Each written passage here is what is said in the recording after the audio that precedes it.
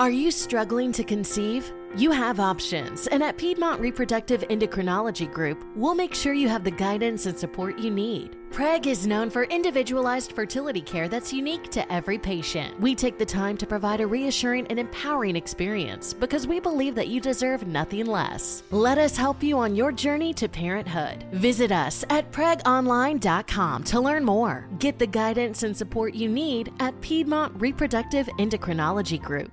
Hello, it is Ryan, and we could all use an extra bright spot in our day, couldn't we? Just to make up for things like sitting in traffic, doing the dishes, counting your steps, all the mundane stuff. That is why I'm such a big fan of Chumba Casino. Chumba Casino has all your favorite social casino-style games that you can play for free anytime, anywhere with daily bonuses. That should brighten your day a little.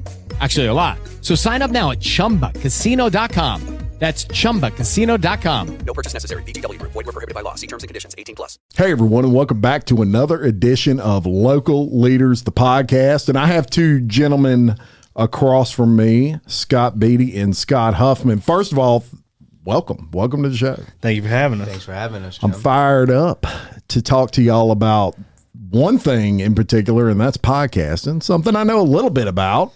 A lot of bit. Yes. A lot of bit. I like that. Use it. That should be on a if t-shirt. If you get paid from it, holla at me. I like it. I'm coining that phrase. So y'all are hosts of P2P, Penitentiaries to Penthouses. It is a podcast that has gained a lot of traction, not only here locally, but really different spots around the country. Yeah, the way I know that states, is I see your analytics. And I see that you're getting views all over the United States, even a couple other countries. And so today we're going to do a little bit of promoting for your podcast and telling everybody it's out there. You just finished up season 1 of P2P, correct? Which was amazing. You film it right here at Envision Podcast Studios. Shout out to Envision Podcast Studio. Whoop, whoop. I know these guys. Jim. I know Big them well. So first of all, let's talk premise. Let's talk about what P2P is about, how it came about, and how you two both became involved in it. So whoever wants to take that question. So for years now, I have wanted to do a podcast. Well, let me back up a little bit. Back up, Scott. As a formerly incarcerated person, I was connected to the Department of Correction for 12 years in total, 5 in prison and the rest on probation and parole at various times. The recurring theme that I saw a lot was like people have this idea of what a person coming from prison or the system looks like, or what they're supposed to be, or how they are, or this fear, because a predisposition of what we are like. So the media does a good job of when you commit a crime, you get posted on the news, but there's no follow-up stories, right? True. So when I was in prison, I had a predisposition just based on media of what prison was going to be like. Now, it is rough. It is a terrible place to be in certain respects. But the humans that I met there weren't what I thought they were going to be. The guys that I finally made my way to hanging around and associate myself when I started to change. I got guys that are there that are getting master's degrees, bachelor's degrees, PhDs, doctorates, and all these different things. They were monumental in my transformation and molded me into who I am today. And talented, smart, eloquent, just overall good people, right? So come home, and as a person who had challenges when they came home, I also got connected to the reentry community, and I'm seeing these guys that are trying to get a leg up in life, and then I start meeting like formerly incarcerated people that have been home a long time and they're super successful. I'm like, wow. As I'm gaining traction in my career at the time, I'm seeing these other people that I was incarcerated with, running nonprofits, getting degrees, doing all of these things. I'm like, you know what, because people would come up to me and they're like, what did you go to prison for? And they're like, oh, it's like you're the big bad wolf, right? It's like, man, we got to change the perception. We got to change the status quo of what people think about us when we come home. So my thought for these years was like, man, we got to bring on successful formerly incarcerated people who've changed their lives, who have a crazy, wild story, but they also have a story of redemption. They also have a story of like anything's possible when you want it to happen. So, for 9 years, I sat on the idea, toyed around with it, didn't really know how to create I'm not a tech guy, right? So probably last year I reached out to a local guy here, Brandon Brown, and he had a podcast, and I was on his podcast. And after that, I was like, man, I really want to do this. So Scott had just moved back from Georgia. Me and Scott grew up together. Okay. And Scott went to Georgia to do real estate. Scott's not formally incarcerated, but he's got a personality. Let's make that clear.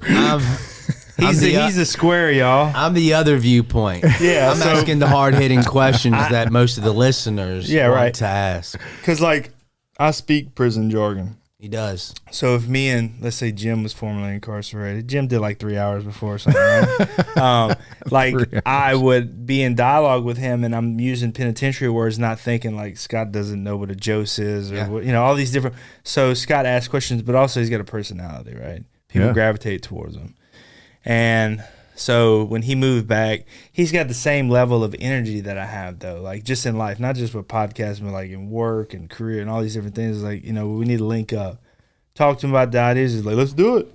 Yeah. So then I called Brandon. I was asking if can I rent a space, and at the time he was transitioning from his building to where he was at. He was like, but they got a guy, and his name is Jim. Oh, is that Jim's origin story The with heavens us? parted. So the Red Sea, actually, I was sitting at the Red Sea, and it opened up, and Jim was standing at the other side of it. And I said, come to me, my child. Whatever. And I walked, and Jim was shining bright. Jim said, God told me you wanted to do a podcast. That's right.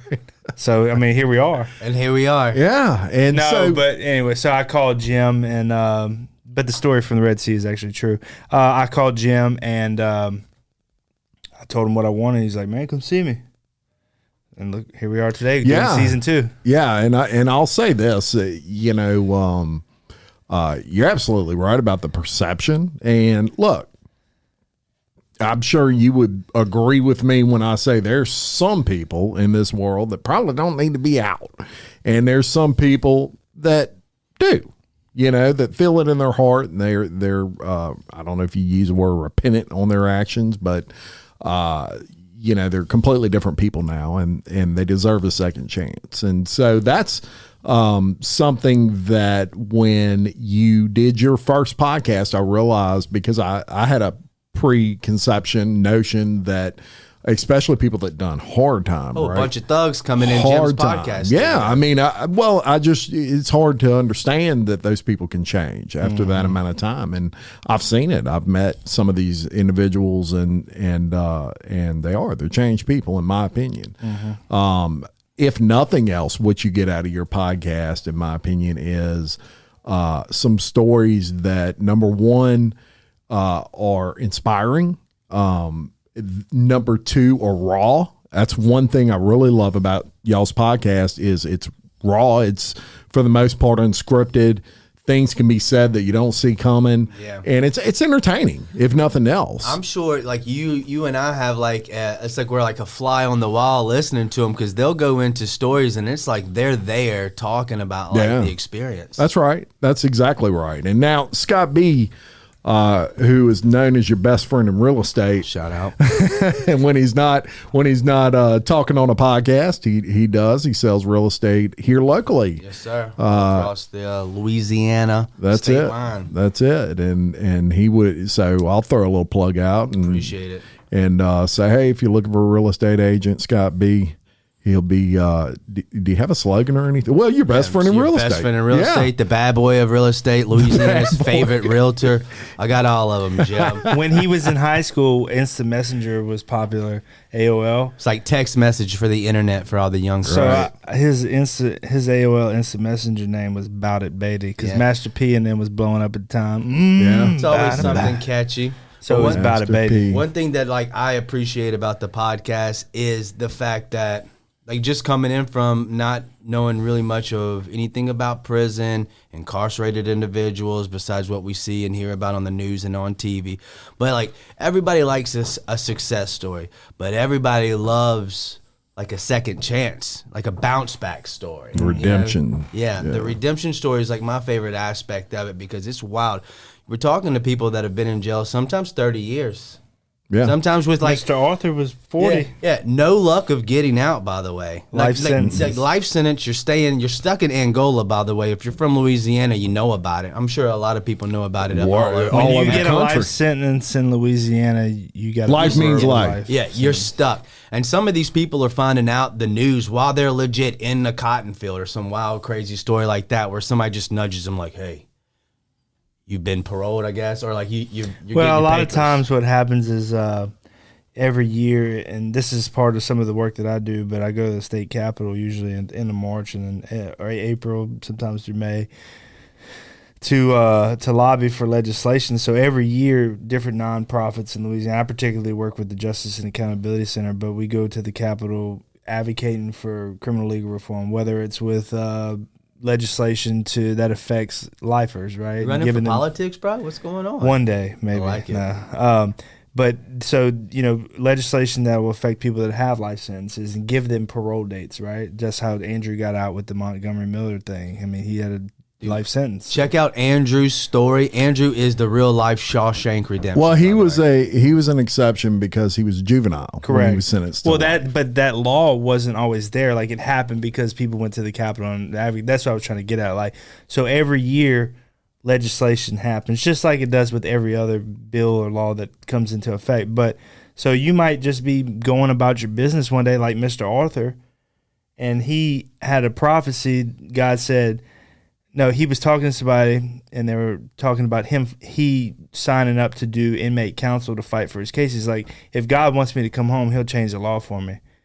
A law got changed. He had life in 99, and that law affected him specifically, and he came home. And that's great. And like we said, and look, some of the anything you do in life, whether it's host, a business podcast like I do, or Bloody Angola, or Real Life Real Crime Daily, or what you do, you're going to have naysayers. You're going to have people say, "Oh, Scott, you glorify crime. You don't tell the other side of it." And I would be the first to say, and just in knowing Scott, look, their hearts always go out to victims in any situation. Correct? Yeah. No, I mean, look, I think the reason that I don't harp on that, and myself included, I've spent, and all of us that have victims, or if you don't have victims, you spent time in prison. Because you have like silent victims, you have like the victims that you actually hurt physically or mentally or whatever. But like, there's family and stuff, so those are victims too. Absolutely. So, but we've spent years, decades in remorse. At some point or another, you move on with your life, and you've already made an amends to those people, whether it's with God, whether it's with whoever you've confessed that to, right? You might not have access to your victim, but you spent enough time in remorse. And most all people. the guys that I have on here, I can tell you one thing. They're not proud of what they did. They'll tell you, every single one that I have on my podcast that has some type of violent crime, they're going to say remorseful, whether they cry about it, whether they break down, they get a little teary-eyed. But like, I don't want to sit here and rehash on that. Let's talk about what they're doing today. That's my philosophy. Yeah, no, and I like that. And the people that it's important to say, the people that you do have on your show, they are remorseful. Yeah, not everybody's remorseful. No. There's some people that do things in this world that are just evil, cold-hearted people, man. That I don't mess with got them. off on it, and Yeah. that's. I don't mess with them people. That's what I'm getting at. Yeah, everybody who I mess with is like me, and oh Lord. Well, to a degree, the positive quality, not my negative side, but my positive side. Jesus. But no, just in general, man. Like I try to surround myself with like-minded people and people on the same path as me. And if I have them on here, I've already vetted them, and I know how they are, and I know that they're good people, and I know that they are. If they have a victim of some sort, I know they're. And I don't have sex offenders on here, so when I say victims, we're not talking about kids. We're not talking about pedophiles. Got murderers, got armed robbers, drug dealers, things like that. You'll never catch a sex offender on here. So just anybody watching, if you're tuning in, you can watch with confidence that I won't have sex. I take a hard Stance line on that. that because I have kids. The prison world is even guys who too, though, right? I mean, like if you have sex charges in prison, you can count yourself good as. I'm not gonna say it on here, but tuned into the podcast, we'll discuss it. Yeah. So you finished up your first season. Number one, was it everything you thought it would be? Man, I learned a lot. Yeah. You know, because just like with everything, you watch podcasts. I love Joe Rogan, like we all do, and I love Theo Vaughn's, and I love some of the other podcasts that I watch, are just like like construction stuff. You got guys that are in roofing. I like watching it because I learn a lot from them. Sure. But so you see those guys, and I feel like my personality flows. But when you get on the mic or the camera and stuff, it's a whole different ballgame. It's different. Yeah, it's a little intimidating at first, but I think once we caught our flow and figured out our niche, and Jim was there coaching us along. Thank you, Jim. There's many a days where Jim was like, Whoa, don't hit his here. table. We've talked about that. Don't hit his just table. did. When I have a lot of nervous energy, and Scott does too, Yeah, but I'm ADHD. doing like this. My ADHD's, I'm trying to play with my phone during the middle of it. So Jim was monumental and coaching. It was us like our on how- master sensei. Master Well, splinter. and here's the thing. Look, for your first season, you really killed it. You did fine, and it's hard from my perspective as a producer of shows. One thing you have to manage more than anything else is expectation, because we all see the Joe Rogans of the world, and when someone's getting 100 downloads and Joe Rogan's getting 100 million, they can't correlate that. But there's a lot that goes behind that. Joe Rogan had a name before he ever podcasted. I mean, he was doing his He had big 50,000 martial fans arts coming out the gate, comedy right? and all that. Yeah. But even obscure podcasters that just have a large following, there was a lot of work to get there. Typically, it is not I'm going to do 6 podcasts and turn it around to where I'm making money. Heck, I did local leaders for almost a year and a half before I ever generated $1 out of it. Mm-hmm. It's a process, and it rewards those who show longevity and a mastering of the craft, because it is a craft, and it takes a lot of time to master it. I've done 200 episodes of local leaders. Flex. 200 episodes. If you go back to my first 50, it's rough. It's rough. In my mind, it's very rough. But somewhere along the line, I found a comfort zone, and so it just takes repetition. And y'all are well ahead of where I was when I started. I'll say that. I was way rougher when I started, and your stories are absolutely unbelievable. And that's what I want to hammer down today. Is the big thing with P2P is the stories are real. The stories are emotional. The stories have a lot of substance to them.